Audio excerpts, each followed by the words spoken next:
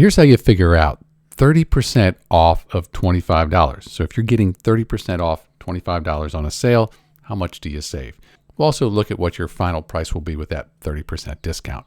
So the first thing to do, change that percentage to a decimal. So we have 30%, 30 divided by 100, that gives us our decimal there. So you could just say 30 divided by 100, and that takes that percent to a decimal. And 0.3, 0.30, they're the same. Now we multiply the decimal by the original number. That's the $25, the original amount, times 25.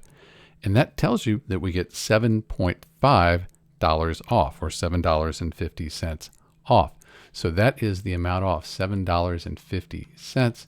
And we take the original price of $25 and subtract, ends up that our final price after that 30% discount is $17.50.